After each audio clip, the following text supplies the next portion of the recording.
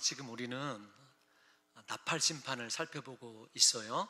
약 3주간의 요한계시록을 떠나서 절기 설교로 여러분들과 그렇게 대하였는데, 다시 계시록으로 들어오면서 오늘 본문의 위치를 먼저 좀 확인하는 것이 필요하지 않을까, 이렇게 생각을 하고 있습니다.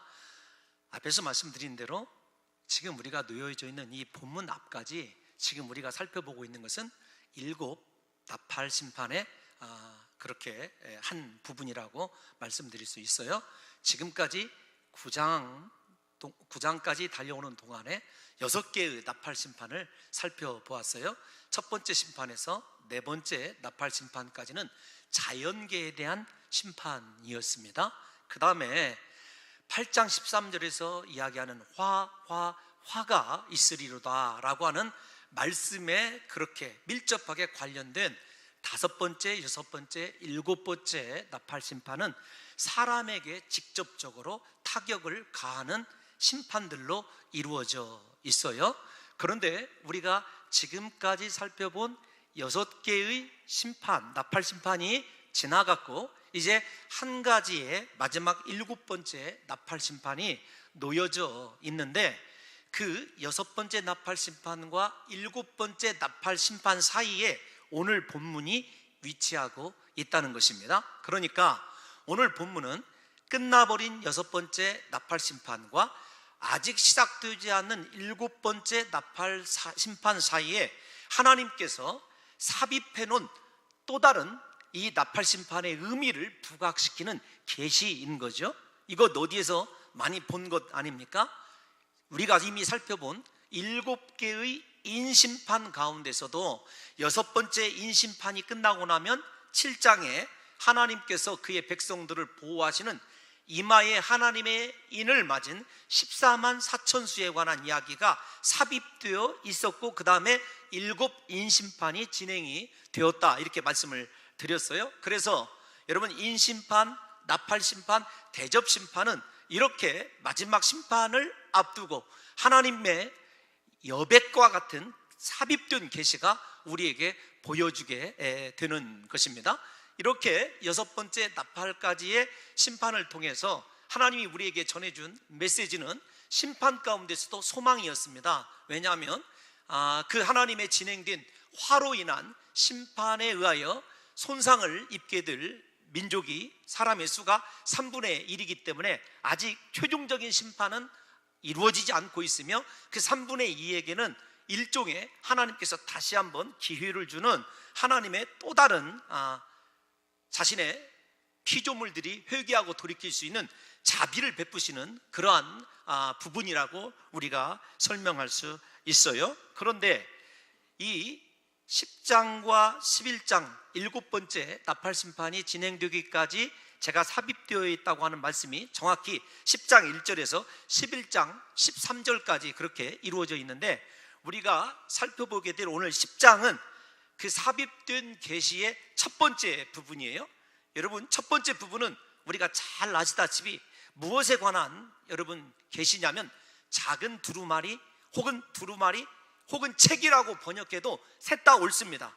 굳이 작은 여러분 두루마리라고 번역하지 않아도 되는 것은 원서에, 원문에 보게 되면 그냥 두루마리 혹은 책이라고 되어 있기 때문에 그런 거예요. 두루마리에 관한 여러분 계시이고, 그 다음에 이 첫 번째 계시, 삽입 계시의 마지막 결론이 무엇이냐면 다시 예언하여야 하리라 라는 거예요.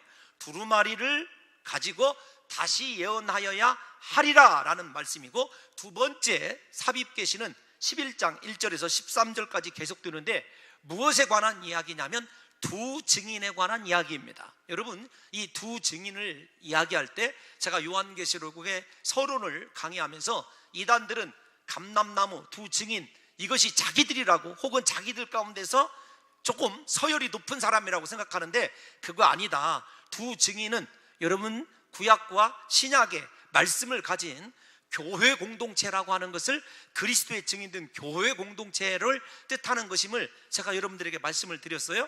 그러니까 첫 번째 삽입된 계시와 두 번째 삽입된 계시를 자연스럽게 연결을 시키면 첫 번째 계시인 두루마리를 가지고 다시 예언하는 증인된 교회 공동체를 하나님께서 마지막 7번째 나팔 심판이 임해도 보호해 주실 것을 이미 7장에서 14만 4천이 7번째 인심판 가운데서도 보호되는 것처럼, 여러분 다시 좀 정리를 해볼까요? 인심판, 나팔심판, 대접심판은 동일한 사건이에요. 시간적으로 순서적으로 해석하는 사람들은 다 이단입니다. 반복되되 조금씩 더 강조되어 가는 것이 여러분 이 나팔 대접심판의 특징이라고 말씀드렸어요. 그러니까 7번째 인심판이 행해질 그 순간에도 하나님께서 하나님의 백성들은 보호하시는 거예요. 오늘 이 7 나팔 심판을 앞두고도 하나님의 증인된 공동체, 즉 다시 예언하여야 하리라고 하는 하나님의 말씀을 받은 그 공동체, 하나님의 성도는 누가 지키시냐면 하나님께서 보호하실 것을 그렇게 삽입 계시를 통해서 우리에게 다시 한번 확인시켜 주는 거예요. 그러니까 인심판이든 나팔심판이든 대접심판이든 똑같은 것을 반복해서 얘기하는데, 마지막 최종 심판을 앞두시고는 하나님께서 자신의 백성들, 하나님께서 사랑하시는 교회 공동체는 어떻게 하시든지 보호하시고 하나님의 손으로 인도하실 것을 먼저 그렇게 예고해 주시는 거예요. 너희들 두려워하지 말아라, 염려하지 말아라. 그 심판이 있어도 내가 사명을 준 자들, 나의 사랑하는 백성들을 하나님께서 끝까지 지켜주실 것을 그렇게 암시해 주고 있는 것이 우리가 살펴볼 10장 1절에서 11장 13절까지 계속되는 삽입 계시의 진정한 의미라고 그렇게 이야기할 수 있습니다. 그러면 사랑하는 성도 여러분들과 제가 이 삽입 계시를 읽는 동안에 나는 과연 두루마리를 받은 자인가, 받아 먹은 자인가, 그리고 다시 하나님의 그 말씀을 예언하는 자이고 진실로 하나님께서 너는 내 증인이라고 인정할 만한 그리스도의 십자가의 죽으심과 부활을 두 눈으로 목격하고 증인의 뜻이 무엇이죠? 여러분 우리 1장 강의할 때 말씀드렸지 않습니까? 마티루라고 하는 순교자예요. 그러니까 증인이 된다는 것은 하나님의 말씀을 증거하기 위해서, 예수 그리스도가 내 구주라는 사실을 입증하기 위해서 생명 내걸고 순교자의 길을 걷는 사람들이에요. 그러니까 말세에 여러분 주님이 찾으시는 사람은 그냥 성도가 아닙니다. 말씀에 생명을 내걸고 하나님의 말씀 증거하는데 정말로 증인, 하나님의 거룩한 표시가 있는 순교자적 삶을 살아가는 사람들을 하나님께서 보호하시고 인도하실 것을 그렇게 삽입 계시 때마다 하나님이 보여주고 있는 것을 우리가 깨닫는다고 한다면 말세의 신앙생활이 여러분 대충 해서는 안 되죠. 정말로 하나님의 말씀을 위해서 내가 생명 내걸고 헌신하고 희생해야 될 이유가 여기에 있는 것 아니겠습니까? 부디 우리 사랑하는 봉동중앙교회 온 성도들의 영이 깨어남으로 말미암아 이렇게 유수와 같이 빨리 흘러가는 이 세상 가운데서 나는 주를 위해서 어떤 증인이 되고 있는가, 나는 하나님의 말씀을 어떻게 증거하고 있고 내 삶으로 그리스도의 십자가의 죽으심과 부활을 증명해내고 있는지를 우리 사랑하는 성도 여러분들과 제가 날마다 점검해야 될 줄로 믿습니다. 그러면 본격적으로 오늘 첫 번째 삽입 계시, 나팔심판 6번째와 7번째 사이에 있는 이 첫 번째 계시를, 삽입 계시를 살펴보면 시작이 힘센 천사가 하늘에서 내려오는 그런 환상으로 시작이 되죠. 이 천사가 누구인가에 대하여 크게 신학자들 사이에 두 개의 진영으로 나뉘어져 있습니다. 하나는 여러분 모습이 의견상 지금 나타나는 모습이 예수 그리스도의 모습 아닙니까? 구름을 입고 그 다음에 머리 위에 무지개가 있고 얼굴은 해 같고 그 발은 불기둥 같고, 이거 보면은 1장에서 예수 그리스도를 상징하던 모습과 의견상으로 동일합니다. 게다가 두루마리를 들고 있어요. 두루마리가 책인 거 아시지 않습니까? 하나님의 책을 들고 있고 예수 그리스도께서 5장에 의하면 죽임당하신 어린 양이신 예수 그리스도께서 그 두루마리를 취하셔서 인을 떼셨던 분이시죠. 거기에다가 예수 그리스도를 상징하는 큰 소리로 부르짖는 짐승이 하나 나오죠. 사자 이야기가 나오고 있지 않습니까? 이런 것들을 보면서 이 천사는 예수 그리스도다 이렇게 주장하는 한쪽의 측면이 있고, 한쪽 견해는 그렇다 손치더라도 구약에서는 하나님과 하나님의 현현으로 나타나는 천사가 동일시 그렇게 여겨지고 나타난 적이 있지만 신약에서 예수 그리스도를 앙겔로스라고 하는 천사로 비유한 적은 단 한 차례도 없기 때문에 이 천사가 하나님의 거룩한 속성, 예수 그리스도의 성품을 가지고 그리스도께서 생명처럼 생각하시는 구속의 메시지, 즉 하나님의 말씀을 맡은 천사이기 때문에 다른 천사보다 훨씬 더 신비롭고 그리스도에 가깝게 말씀의 주인이신 그리스도의 모양으로 말씀의 권위를 세워주기 위해서 이렇게 그려져 있다라고 주장하는 여러분 두 개의 주장이 팽팽하게 그렇게 맞서고 있습니다. 저는 여러분 이 두 가지 주장이 어떤 주장이든지 본문을 해석하는 데는요 전혀 여러분 문제가 되지 않기 때문에 여러분 좋은 대로 생각하셔도 돼요. 예수님인가 보다. 아니면 신령한 예수님의 모습을 가지고 예수님께서 오늘 두루마리 말씀에 관해서 이야기하기 때문에 말씀의 중요성 때문에 말씀이 곧 예수 그리스도이기 때문에 그렇게 존귀한 천사가, 말씀을 맡은 천사가 다른 천사보다도 훨씬 더 그렇게 하나님께서 존귀하게 여기셨는가 보다 이해하시든지 전혀 상관이 없어요. 중요한 것은 무엇이냐면 오늘 이 계시의 내용이 두루마리에 관한 내용이라는 거예요. 그런데 여러분 이 천사가 들고 있는 두루마리가 펼쳐져 있다는 것이 중요한 단서예요. 펼쳐져 있습니다. 오늘 성경에서 두루마리가 등장하던, 그렇다고 한다면 두루마리에서부터 좀 우리가 추적을 해볼까요? 두루마리가 등장하던 성경이 어디죠? 여러분 계시록 5장이에요 예수 그리스도께서 그 두루마리를 손에 취하시고 인을 떼시던 장면을 생각해 보십시오. 그러면 10장 1절에서 3절과 5장의 모습이 동일하다는 것을 느끼게 될 겁니다. 우리 참고를 위해서 계시록 5장 2절을 먼저 한번 읽어보도록 하겠습니다. 시작. 또 봄에 힘있는 천사가 큰 음성으로 외치기를 누가 그 두루마리를 펴며 그 인을 떼기에 합당하냐 하니, 여러분 두루마리를 펼 자를 찾는데 힘있는 천사가 큰 음성으로 외쳤다. 오늘 본문 10장 1절에서 3절 동일하게 나오고 있지 않습니까? 여러분 이런 각도에서 보게 되면은 이 두루마리, 힘센 천사, 큰 소리로 외친 것 등등이 여러분 연관되어 있는 거 보면 계시록 10장은 계시록 5장을 발판으로 그렇게 기록되고 있다는 것을 우리가 눈치챌 수 있어요. 다만 계시록 5장에서는 그 책은 7인으로 봉해져 있는데 오늘 본문의 책은 열려져 있어요. 인이 떼져 있습니다. 왜 그렇죠? 인을 떼시기에 합당하신 그리스도께서 6장에서 8장 사이에 이미 하나씩 인을 다 떼어버리셨기 때문에 그런 거죠.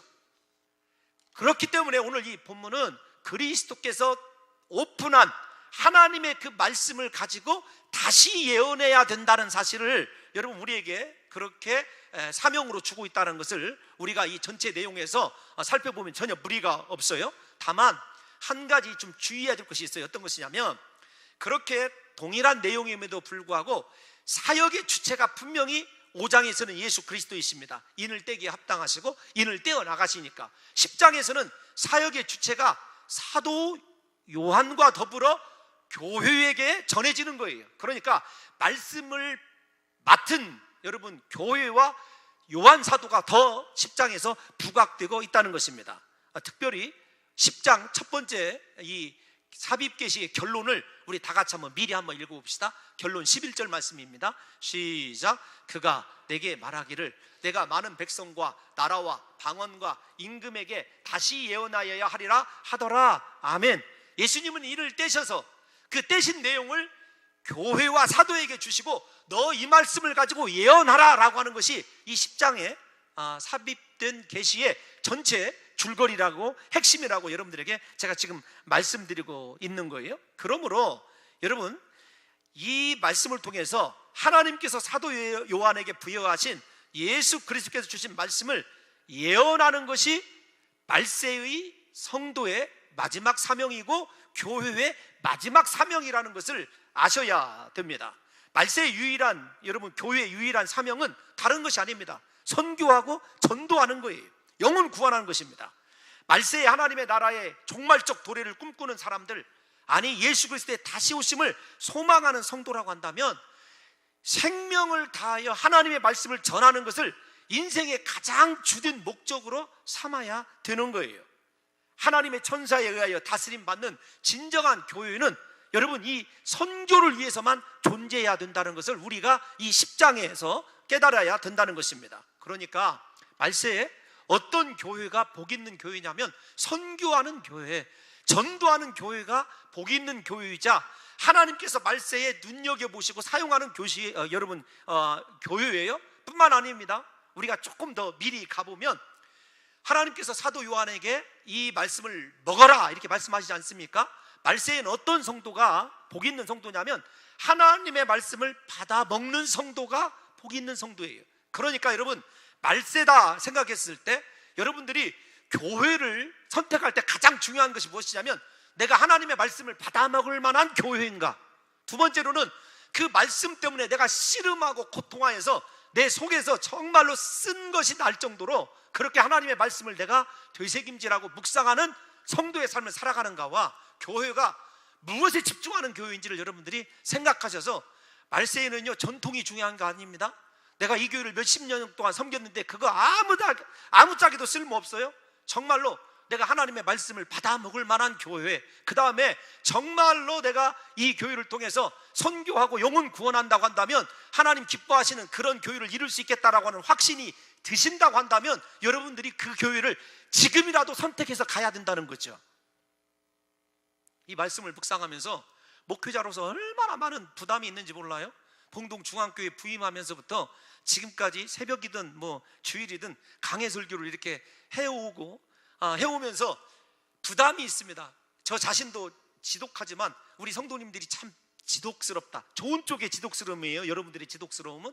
저는 고집스러운 지독스러움이고, 여러분 저는 마지막 말세가 예수 그리스도께서 신비한 능력으로 일곱 나팔을 준비하라 그런 거 아닙니다. 말씀을 받아먹고 말씀에 대해서 선포하고 예언하는 교회를 이루라는 것이 주님의 마지막 명령이라는 것을 여러분들이 생각한다면 도대체 말씀을 잘 전해야 될 거 아니에요? 우리 성도들이 받아먹어야 되니까. 근데 이거 목회자로서 지금도 땀이 나요. 그걸 생각하면.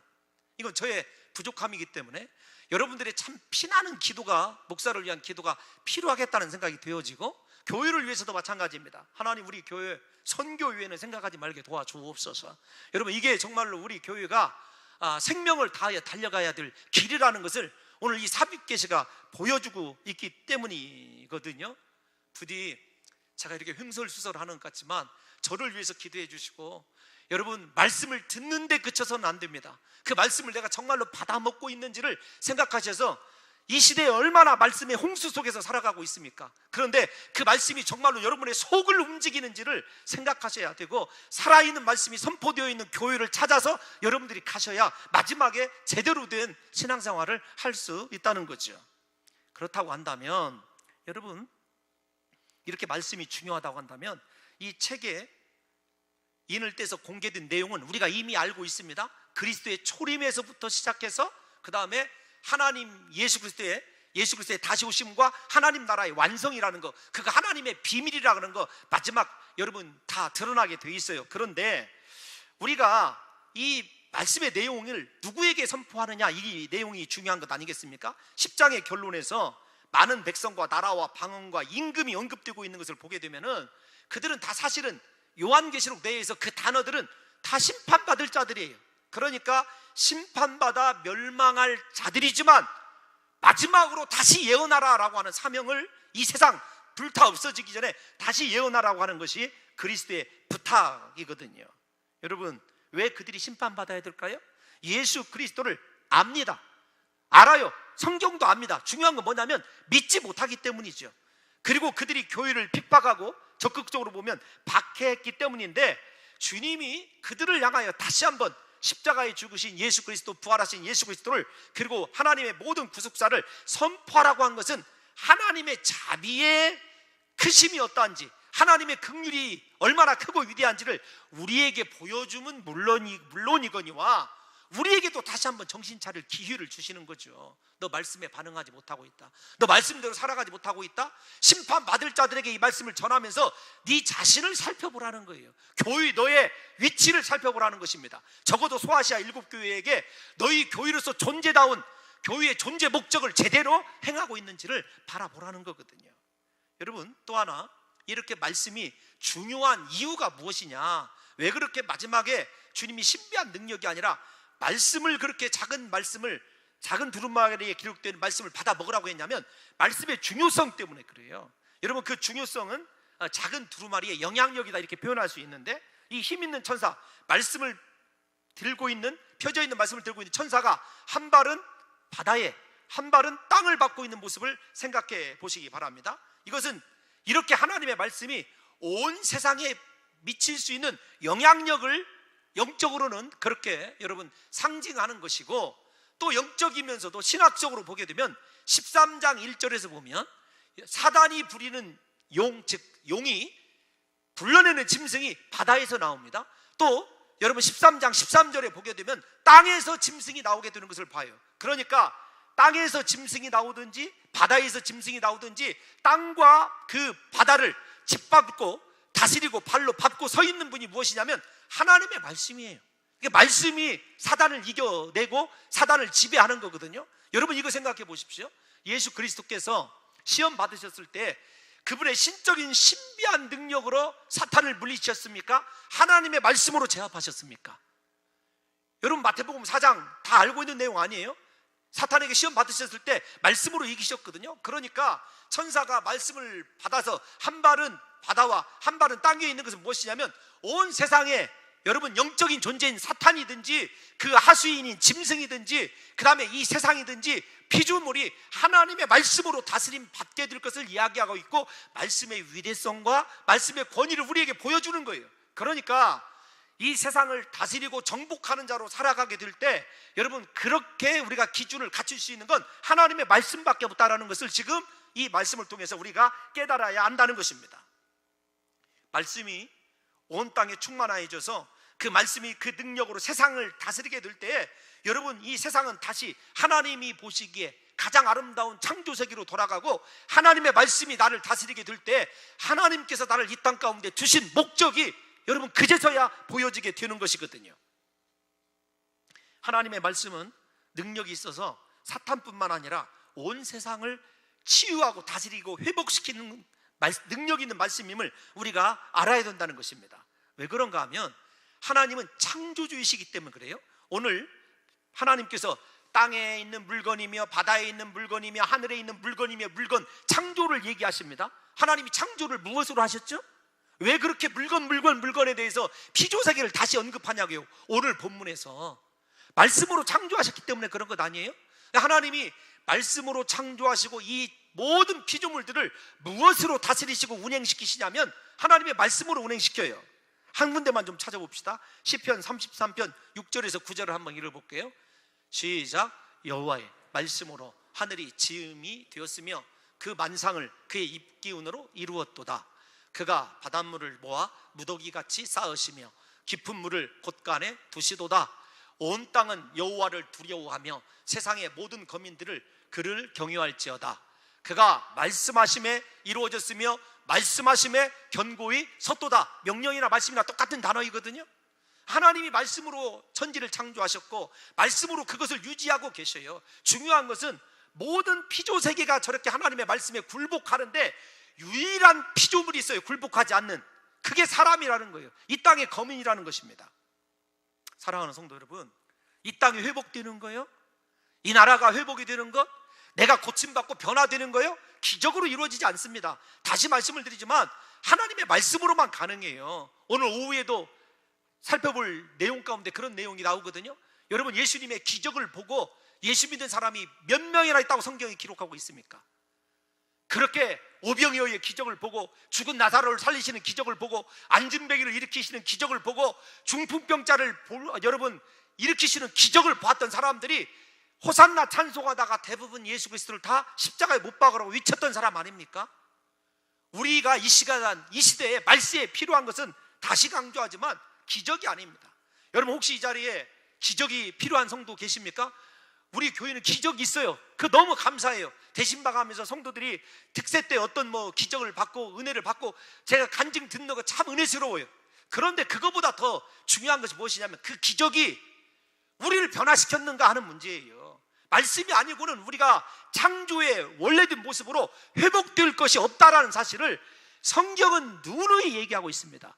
예수님 시대뿐만 아니죠. 광야 40년 동안 이스라엘 백성들이 얼마나 많은 기적을 체험했습니까? 그런데 그들이 과연 하나님의 말씀대로 살아가는 진정한 그리스도의 인격을 가진 사람들로 변화되었느냐? 아니라는 거예요. 제가 기적을 부인하는 것 아닙니다. 그러나 말씀으로 돌아가서 여러분, 기적이 이 시간에 필요하다고 생각되는 성도는요, 차라리 이렇게 기도해야 돼요. 하나님, 기적으로 저를 임시 방편으로 고쳐놓지 마시고 말씀으로 내 삶의 근본적인 것을 치료해 주세요. 말씀을 내게 주시옵소서. 말씀이 내 삶을 고칠 줄로 믿습니다. 말씀이 나를 치유할 줄로 믿습니다. 말씀이 내 삶의 능력입니다. 그렇게 선포하게 될 때 우리가 제대로 하나님의 마지막 심판을 견뎌낼 수 있는, 그 심판 가운데서 보호받을 수 있는 하나님의 백성이 된다는 거예요. 여러분, 하나님께서 말씀으로 우리가 변화되기를 얼마나 기대하시는지, 이 천사를 얘기할 때 천사가 사자에 부르짖는 것 같이 큰 소리로 외친다, 이렇게 얘기해요. 중요한 것은 사자에 부르짖는이라는 말이 오래간만에 이곳에 등장했어요. 큰 소리는 요한계시록에서 10번 이상 등장합니다. 그 큰 소리가 등장할 때는 어떤 것이냐면 하나님의 안타까운, 뭐라고 표현해야 되냐면 애절한 하나님의 이 외치심이거든요. 큰 소리가 요한계시록에서 약 10번 정도 쓰일 때, 여러분, 하나님이 큰 소리로 먼저 외치는 것을 한번 살펴볼까요? 구약에도 있어요. 예레미야 25장 30절 한번 읽어보겠습니다. 시작. 너는 그들에게 이 모든 말로 예언하여 이르기를, 여호와께서 높은 데서 큰 소리로 외치시고 그의 거룩한 처소에서 큰 소리를 내시며 그의 초장을 향하여 큰 소리로 부르시고 세상 모든 주민에 대하여 포도 밟는 자같이 큰 소리로 노래하시리라. 여러분, 저 25장 30절에 예레미야 큰 소리가 얼마나 많이 반복되는지 몰라요. 하나님이 얼마나 이스라엘이 회개하고 돌아오면 이렇게 너희를 세울 것이라고는 이스라엘을 향한 애절한 마음이에요. 그러니까 요한계시록에서도 큰 소리가 나면은 하나님께서 안타까워서 외치시는 장면이에요. 그런데 거기에다가 사자의 부르짖음이라고 하는 사자가 첨가되어 있어요. 사자는 무엇인지, 구약에서 어떻게 쓰여지는지를 한번 살펴볼까요? 먼저 호세아 11장 10절입니다. 시작. 그들은 사자처럼 소리를 내시는 여호와를 따를 것이라. 여호와께서 소리를 내시면 자손들이 서쪽에서부터 떨며 오되, 즉 하나님 말씀의 권위예요.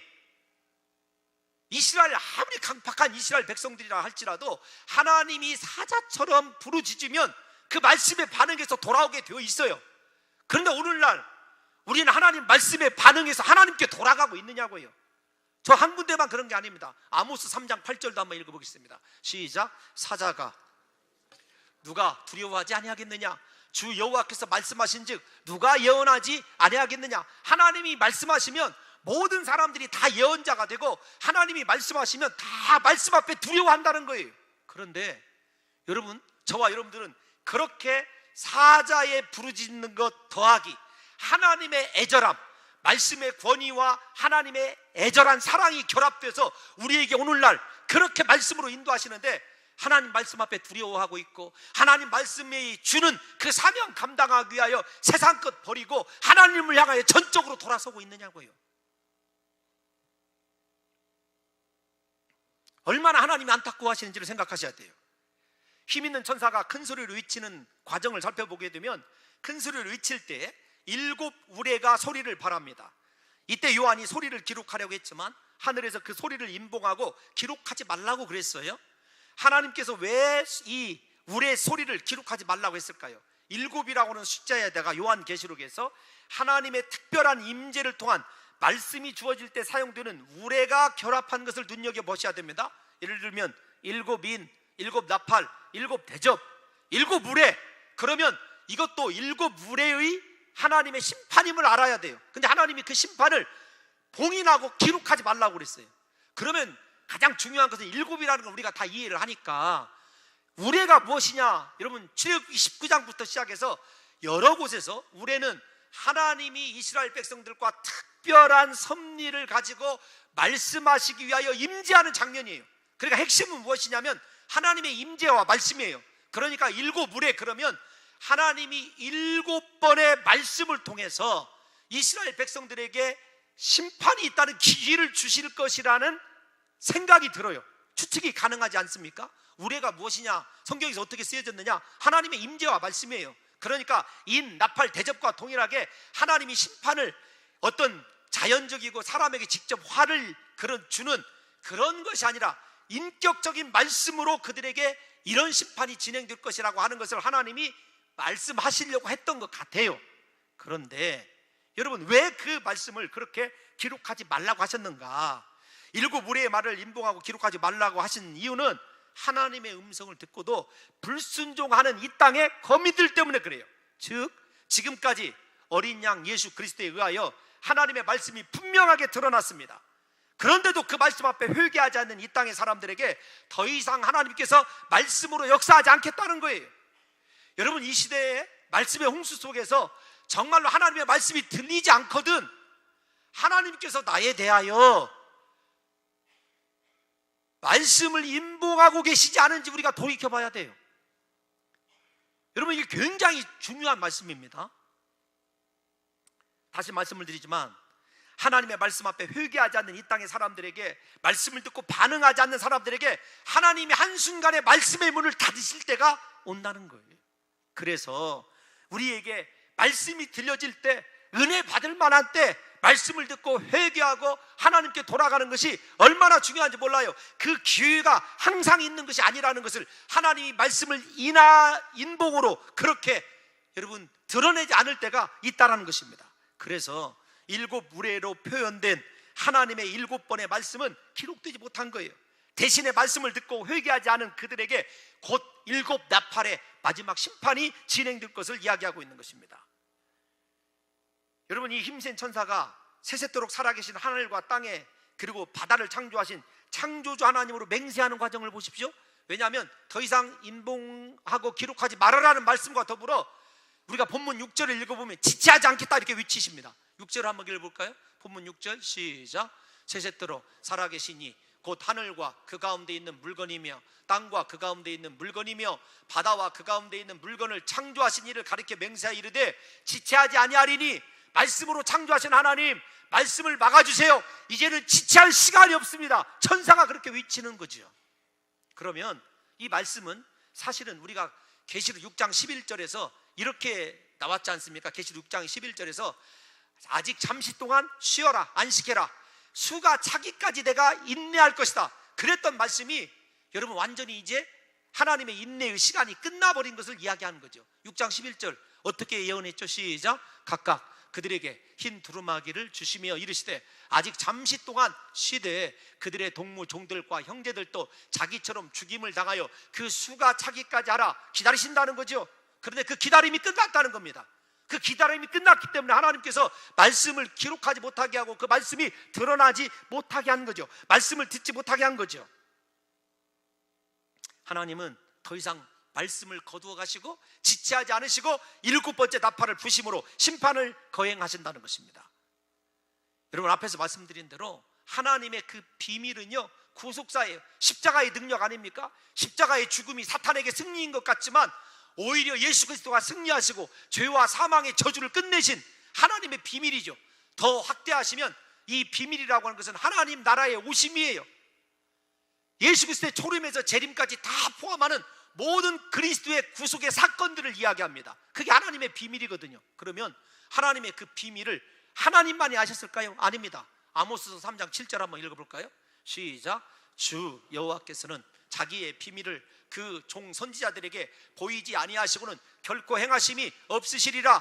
그의 태어나심, 베들레헴의 태어나심, 그의 여러분 유년기, 그의 십자가의 죽으심, 심지어는 십자가의 고통까지 시편이며 성경 선지서에 예수 그리스도의 행적이 안 기록된 것이 무엇이 있더냐고요. 그러니까 이 하나님의 그 비밀을 해석하면서 쓸데없는 이단들은 나밖에 그 비밀을 해석할 자가 없다, 죽어도 아모스 3장 7절은 읽어주지 않을 거요? 아닙니다. 하나님의 그 비밀은 선지자를 통해서 이미 주님께서 다 말씀하셨고 그 말씀하신 것을 하나도 드러내지 않은 것이 없어요. 그러니까 오늘날 하나님께서 그 비밀을 우리에게 드러내주고 그 드러낸 비밀이 펼쳐져 있는 두루마리의 내용이라고 한다면 예수님이 이 땅에 오셔서 인류의 죄를 끝냈다, 속량했다, 사탄의 나라는 망할 것이다, 그리스도께서 높임 받을 것이다 라고 하는 내용이 비밀인 거죠. 두루마리에 쓰여져 있는 책의 내용인 거죠. 그 결과를 우리가 한번 읽어볼까요? 계시록 11장 15절 읽어보겠습니다. 시작. 나팔을 불매 하늘에 큰 음성들이 나서 이르되 세상 나라가 우리 주와 그의 그가 세세토록 왕노릇 하시리로다. 아멘. 하나님께서 이미 그렇게 말씀하신 그대로 모든 구속사가 성취되어 가고 있는 것, 사탄만 모르는 그 구속사가 성취되어 가는 것, 그게 하나님의 비밀이자 책에 기록된 내용인 것입니다. 하나님께서는 그렇게 기록되어 있는 하나님의 말씀, 펼쳐져 있는 내용을 사도 요한으로 하여금 천사가 갖고 있는 작은 책을 네가 가지라 이렇게 말씀하세요.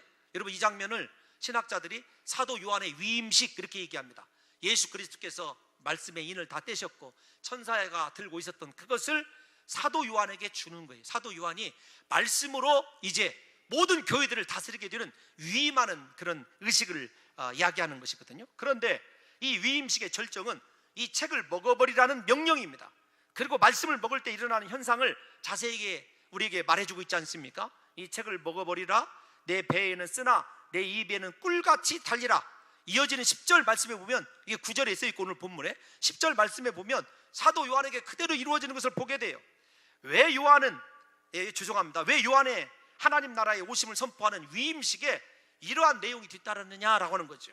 그러니까 여러분, 하나님께서 마지막 이양하실 때, 이 나라를 다스리는 이양할 때 말씀으로 다스리는 권세를 여러분 교회에게 주신 거예요.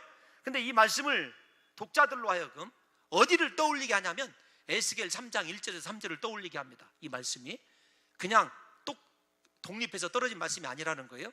여러분, 설교가 거의 다 와 있습니다. 조금만 집중해서 에스겔 3장 1절에서 3절을 읽어보겠습니다. 시작. 인자야, 너는 발견한 것을 먹으라. 너는 이 두루마리를 먹고 가서 이스라엘 족속에게 말하라 하시기로 내가 입을 벌리니 그가 그 두루마리를 내게 먹이시며 내게 이르시되 인자야, 내가 내게 주는 이 두루마리를 내 배에 넣으며 내 창자에 채우라 하시기에 내가 먹으니 그것이 내 입에서 달기가 꿀 같더라. 아멘. 먹으라고 한 정도가 아니라 창자에 채우라, 말씀을 쌓으라는 거예요. 여러분, 그런데 오늘 본문에서 입에서는 꿀같이 달다라고 그랬을 때 꿀같이 단 말씀이죠. 하나님의 말씀은요, 시편 기자의 말처럼 송이꿀보다 더 달아요. 그런데 왜 다냐면 그 말씀이 우리에게 위로가 주고 소망이 되어주고 하나님 말씀을 들으면 기쁨과 은혜가 충만하지 않습니까? 중요한 것은 그것으로 끝내지 말라는 거예요. 그것이 반드시 뱃속으로 들어가서 차곡차곡 쌓여져야 되는데 그것이 배에서 쓰게 된다. 그 말은 무엇이냐면, 여러분, 이렇게 제가 한번 설명을 해드릴게요. 어떤 거냐면, 옛날에 동물의 왕국에서 보게 되면 큰 보아뱀이 염소 한 마리를 삼켜요. 삼킬 때 그것을 사기기 위해서요, 소화시키기 위해서 큰 나무를 이렇게 뭐라고 해야 되죠? 올라가면서 그 배를, 주님 설명이 잘 안 돼요. 이게 압박하는 장면을 본 적이 있어요. 소화시키기 위해서. 우리도 마찬가지입니다.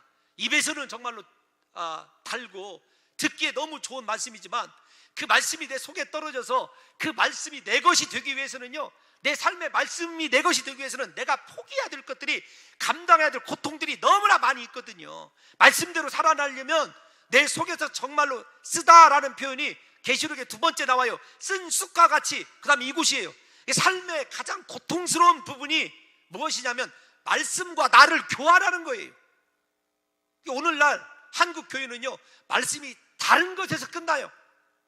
정말로 그 말씀을 받아 먹어서 그 말씀을 내 안에 채워가면서 하나님, 이 말씀대로 살기 위하여 내가 내 자신을 쳐서 복종시킵니다. 나를 포기합니다. 하나님, 여러분, 이게 우리 속에 있어야 되거든요. 그래서 배에서 쓰고 쓴 말씀을 계속해서 채워가야 되거든요.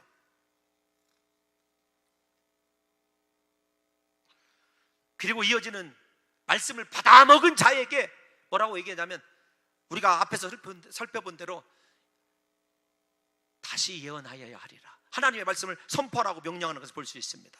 부디 우리 사랑하는 성도 여러분들과 제가 이 말씀을 읽으면서 나는 모든 민족, 모든 나라, 모든 방언, 그러니까 한국어뿐만 아닙니다. 모든 족속의 언어로 하나님의 말씀을 전해야 되고 모든 임금들에게 복음을 전해야 돼요. 여러분, 저는 이 말씀을 읽으면서 읽을 때 그렇게 말씀을 드렸어요. 북한을 변화시킬 수 있는 것은요, 한미 동맹이 아닙니다. 복음입니다. 예수 그리스도를 믿는 복음이에요.